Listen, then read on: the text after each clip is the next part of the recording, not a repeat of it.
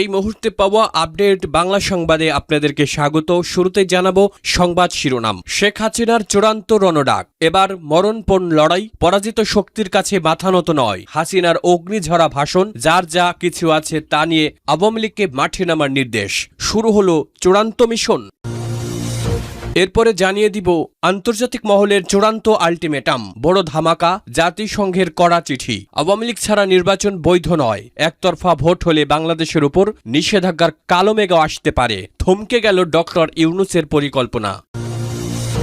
এবারে জানাবো শাহবাগ অবরোধ, সরকার পতনের আন্দোলনের হুঁশিয়ারি ইনকিলাব মঞ্চের।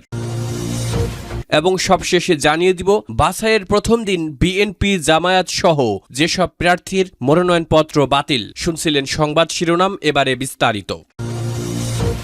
দর্শক, বাংলাদেশের রাজনীতিতে এবার বেজে গেল চূড়ান্ত যুদ্ধের দামামা। দিল্লি থেকে শেখ হাসিনা দিলেন সেই ঐতিহাসিক ডাক, যা মনে করিয়ে দিচ্ছে ১৯৭১-এর উত্তাল দিনগুলোকে। নেত্রী স্পষ্ট ভাষায় জানিয়ে দিয়েছেন, আমাদের সবাইকে এ প্রতিজ্ঞা নিতে হবে, এই পরাজিত শক্তির কাছে আমরা মাথা নত করব না। তার এই একটি ঘোষণা আজ সারা বাংলার কোটি কোটি আওয়ামী লীগ কর্মীর রক্তে আগুন ধরিয়ে দিয়েছে। যারা ভেবেছিলেন শেখ হাসিনাকে সরিয়ে দিয়ে একতরফা নির্বাচন করবেন, তাদের জন্য এটি একটি বিশাল চ্যালেঞ্জ হয়ে দাঁড়ালো। নেত্রীর বার্তা পরিষ্কার, পরাজিত শক্তিকে ১ ইঞ্চি জমিও ছেড়ে দেওয়া হবে না। কিন্তু কিভাবে রুখবে আওয়ামী লীগ? শেখ হাসিনা তার নির্দেশনা স্পষ্ট করেছেন, আমাদের যার যা কিছু আছে তা নিয়েই সকলে ঐক্যবদ্ধ হয়ে, জোটবদ্ধ হয়ে এদেরকে রুখে দিতে হবে। এটি কেবল একটি রাজনৈতিক বক্তব্য নয়, এটি রাজপথ দখলের সরাসরি গাইডলাইন। নেত্রীর এই নির্দেশের পর থেকেই সারা দেশের প্রতিটি পাড়ায় মহল্লায় শুরু হয়েছে গোপন প্রস্তুতি। নেতাকর্মীদের বলা হয়েছে, অস্তিত্ব সুরক্ষার লড়াইয়ে এখন আর পিছু হটার সুযোগ নেই। জোটবদ্ধ হয়ে প্রতিরোধের যে ডাক তিনি দিয়েছেন, তা ১২ ফেব্রুয়ারি সাজানো নির্বাচনকে তছনছ করে দেওয়ার জন্য যথেষ্ট। আওয়ামী লীগ এখন আর আত্মরক্ষায় নয়, বরং আক্রমণের কৌশলে বিশ্বাসী। রাজপথে কি তবে বড় কোনো বিস্ফোরণ ঘটতে যাচ্ছে? শেখ হাসিনার এই শপথ কি পারবে বাংলাদেশের রাজনীতির মোড় ঘুরিয়ে দিতে? তিনি বিশ্বাস করেন জনগণের শক্তি আসল শক্তি, আর তাই তিনি পরাজিত শক্তির বিরুদ্ধে এক অলআউট যুদ্ধের ডাক দিয়েছেন। একদিকে এনসিপি জামায়াতের উত্থান, অন্যদিকে বিএনপির অভ্যন্তরীণ সংকট। এই ত্রিমুখী চাপে শেখ হাসিনার এই রণডাক কি আওয়ামী লীগকে আবার ক্ষমতায় ফিরিয়ে আনবে? নির্বাচনের দিন কি কেন্দ্রগুলো সত্যি অবরুদ্ধ হয়ে পড়বে? দর্শক, আপনার কি মনে হয়, শেখ হাসিনার এই ঐক্যবদ্ধ প্রতিরোধ কি সফল হবে? আপনি কি মনে করেন আওয়ামী লীগ আবার রাজপথে নিয়ন্ত্রণে ফিরছে? কমেন্টে আপনার সাহসী মতামত জানান।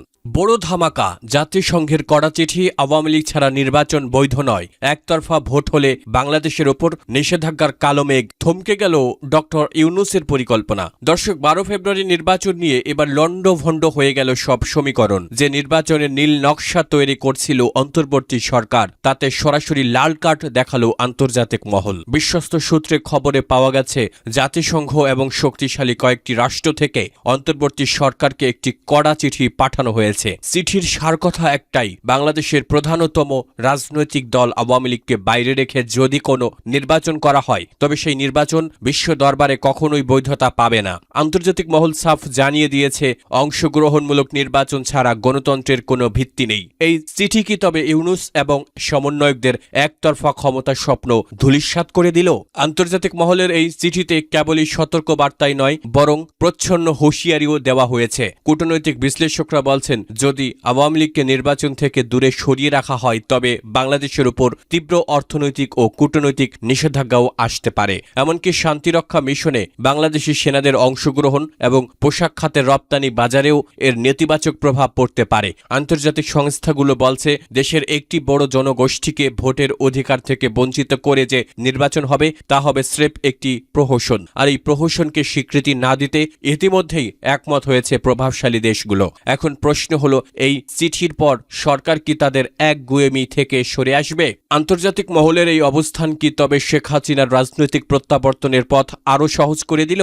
আওয়ামী লীগ আগেই দাবি করে আসছিল যে তাদের ছাড়া বাংলাদেশে কোনো নির্বাচন সম্ভব নয়। আজ বিশ্ব বিবেকের এই স্বীকৃতি কি তাদের এই দাবিকে সত্য প্রমাণ করল? ১২ ফেব্রুয়ারির আগে কি তবে দৃশ্যপট পুরোপুরি বদলে যাচ্ছে? সরকার কি বাধ্য হবে আওয়ামী লীগের সাথে আলোচনায় বসতে, নাকি একতরফা ভোটের পথে হেঁটে দেশকে এক অনিশ্চিত নিশ্চিত অন্ধকারের দিকেই ঠেলে দেবে। নানা প্রশ্নে উত্তাল করে তুলেছে নেটিজেনরা। দর্শক, আপনার কি মনে হয় আন্তর্জাতিক মহলের এই চাপ বাংলাদেশের গণতন্ত্রের জন্য ইতিবাচক?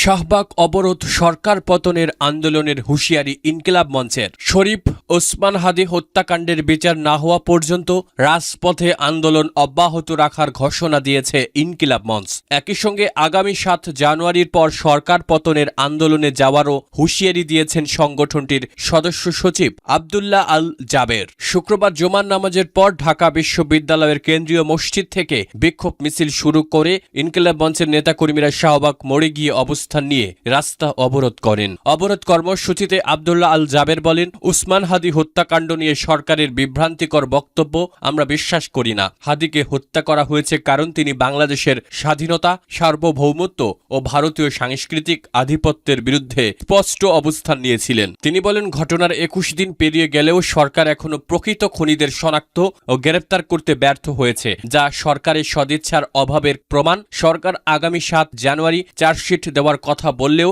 শুধু ফয়সাল করিম মাসুদের বিরুদ্ধে চার্জশিট দেওয়া হলে তা গ্রহণযোগ্য হবে না বলেও জানান তিনি।